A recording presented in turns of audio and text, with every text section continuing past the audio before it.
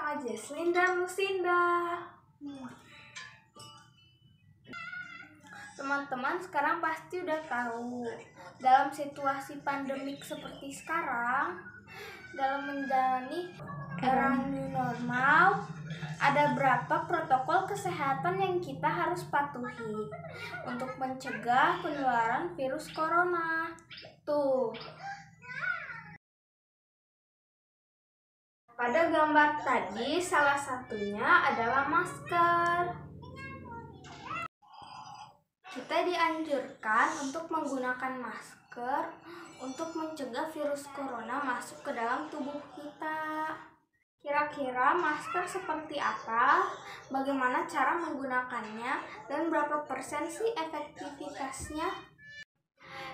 Nah, sekarang Jesslyn dan Lucinda akan ajak teman-teman mencari tahu jawabannya dengan cara bertanya langsung kepada narasumber kita, yaitu Dr. Andri Widiati, spesialis paru.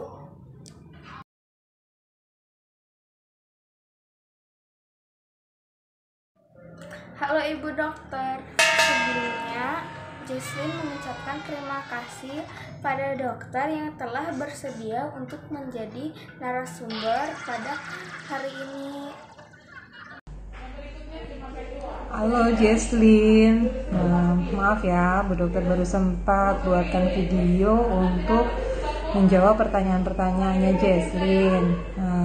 Pertanyaannya sebetulnya bagus sekali dan ini harus diketahui oleh semua orang, terutama pada saat pandemi ini. Ibu Dokter, Jesslyn mau bertanya nih. Yang pertama, berapa persen efektivitas masker dalam mencegah penularan virus corona? Yang pertama, pertanyaannya mengenai efektivitas masker ya untuk mencegah penularan coronavirus. Jadi untuk pencegahan virus corona atau penyakit COVID-19, sebetulnya yang paling utama adalah mencegah kontak, ya, mencegah penularan atau kontak. Caranya bagaimana? Yaitu paling utama sebetulnya dengan cara berdiam diri di rumah, ya, hanya keluar rumah kalau ada kepentingan mendesak. Terus yang kedua, kita harus menghindari kerumunan, ya, dan kita juga harus menjaga jarak dengan orang lain lebih dari 2 meter sebisa mungkin itu, ya. Tapi kalau misalnya terpaksa kita harus keluar rumah dan harus kontak dengan orang lain, maka baru perlindungan yang berikutnya adalah menggunakan masker.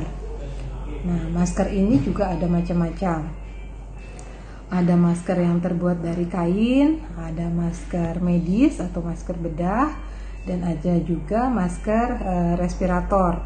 Masker respirator atau masker N95.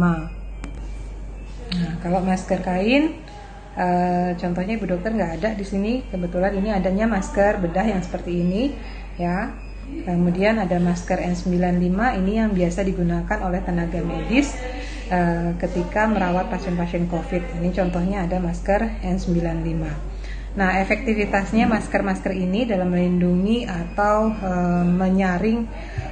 menyaring partikel-partikel itu tentu berbeda. Masker N95 ini yang paling tinggi kemampuan untuk menyaring atau memproteksi dari virus COVID-19. Ya, kemampuan filtrasinya bisa sampai 95%. Sementara kalau masker bedah yang seperti ini sedang di bawahnya masker N95, dia kemampuan proteksinya hanya sekitar 50-56%. Nah, yang paling rendah tentunya adalah masker dari kain. Masker kain sendiri itu juga ada macam-macam ya. Dok, Jesslyn kan pernah membaca artikel tentang masker scuba sebaiknya tidak digunakan lagi karena selain aktivitasnya rendah, masker scuba juga dapat memecahkan droplet menjadi lebih kecil dan lebih gampang terbang. Apakah itu benar atau hoax ya, Dok? Yang Jesslyn tanyakan berikutnya adalah masker kain yang terbuat dari scuba. Ya, masker scuba ini dia bahannya dia elastis ya, dia bisa meregang. Nah, karena dia elastis, otomatis pori-porinya juga akan bisa menjadi lebih lebar, sehingga partikel-partikel, jangankan yang ukuran kecil, bahkan partikel yang ukuran besar pun itu juga bisa masuk ke melalui pori-porinya masker scuba tadi. Jadi kalau ditanyakan berikutnya, apa benar masker scuba itu tidak disarankan? Iya, masker scuba memang tidak disarankan untuk digunakan dan tidak efektif dalam mencegah penularan virus COVID-19. Nah, tapi juga yang tidak benar adalah kalau misalnya dikatakan bahwa masker scuba ini bisa memecahkan droplet menjadi partikel yang lebih kecil, itu tidak benar juga, karena droplet memang bisa dia berubah menjadi partikel yang lebih kecil, tapi bukan karena maskernya. Misalnya, kapan itu terjadi? Droplet bisa memecah jadi partikel yang lebih kecil kalau tenaga medis itu melakukan tindakan-tindakan medis. Misalnya seperti apa? Seperti inhalasi. Inhalasi itu kalau misalnya orang yang sakit asma itu biasanya diuap ya. Nah, ketika diuap itu memungkinkan droplet yang ada di orang tersebut dia bisa pecah menjadi partikel yang lebih kecil. Kemudian pada saat misalnya orang sakit harus dilakukan suction atau penyedotan lendir, nah itu juga lendir yang disedot itu bisa pecah menjadi partikel yang lebih kecil atau aerosol, sehingga lebih mudah untuk terhirup oleh tenaga medis yang melakukan pertolongan ya. Beberapa diantaranya seperti itu. Bu dokter, ini kalau yang udah punya masker scuba seperti Jesslyn nih, itu bisa nggak diakalin? Contohnya kayak pakai masker scubanya double, atau sebelum pakai maskernya ditutupin pakai tisu dulu baru pakai maskernya. Itu bisa nggak dok? Atau sama aja bohong ya? Kemudian pertanyaannya tadi apa ya? Masker scuba yang didobel atau diselipkan tisu di dalamnya. Nah, iya. Dari beberapa penelitian memang kan masker kain termasuk diantaranya masker scuba ini yang paling rendah proteksinya dibandingkan masker medis atau masker respirator. Nah, tapi kalau masker kain atau scuba tersebut diselipkan dengan tisu ya atau didobel seperti itu, proteksinya akan menjadi lebih besar dibandingkan hanya satu lapis saja ya. Tapi seberapa besar ininya, proteksinya atau seberapa besar kerapatannya tidak bisa diukur secara pasti ya. Jadi tetap yang lebih diutamakan adalah atau lebih disarankan adalah masker medis ya. Masker kain hanya digunakan kalau misalnya tidak tersedia masker medis. Daripada tidak memakai masker sama sekali, pakai masker kain, itu pun yang juga sudah didobel. Bahkan sekarang ada masker kain memang yang sudah 3 lapis ya. Ada 3 lapis, jadi bagian dalamnya itu mirip-mirip seperti masker medis. Bagian dalamnya dia untuk menyerap cairan atau droplet dari penggunanya. Bagian tengah bagian yang filtrasi atau bariernya, sedangkan bagian yang luar biasanya dia yang tahan air ya, sehingga tidak kena air. Kalau air dari luar itu memercik, tidak langsung terhirup oleh si pengguna masker ya.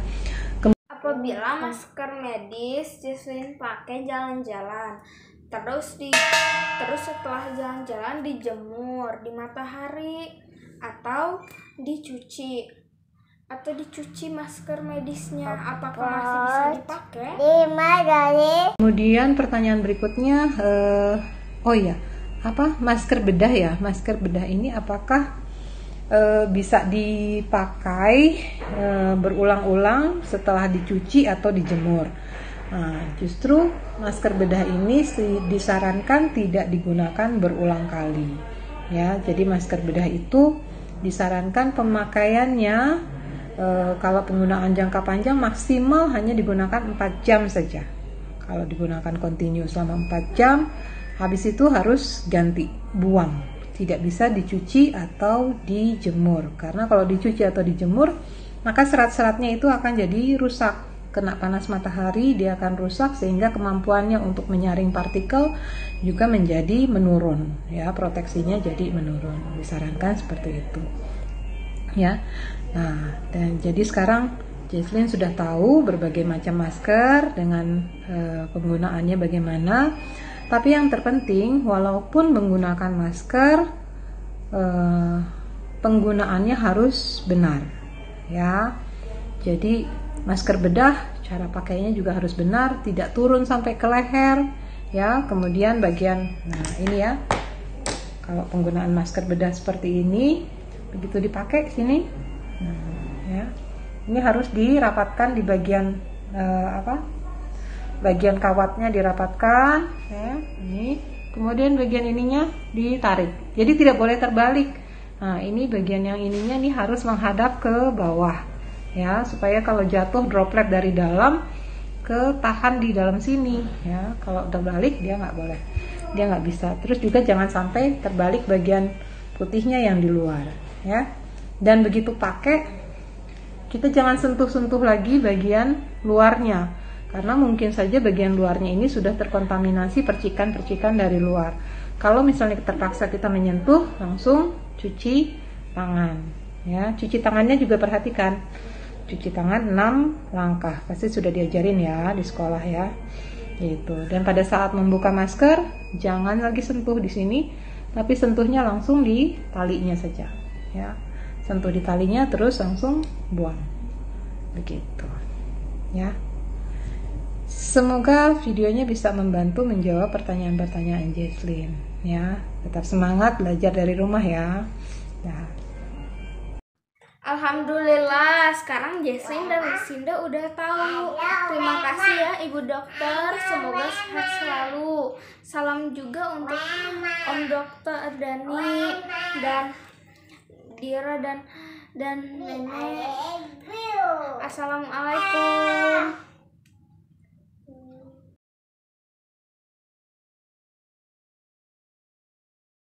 Harus pakai masker ya.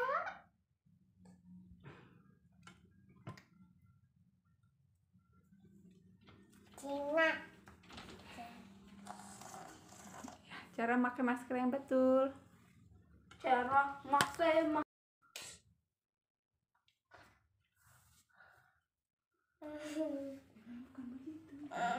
Baby bukan begitu nih, Cece bantu.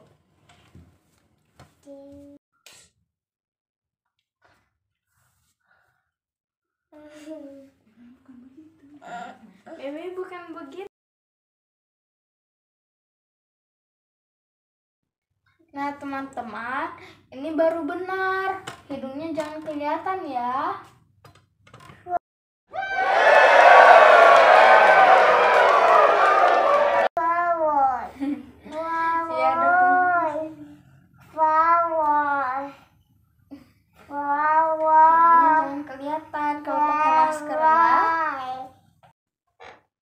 Teman-teman, jangan lupa subscribe ya ke channel kita. Juga jangan lupa nge-liking video ini ya. Semoga semuanya sehat selalu. Bye-bye.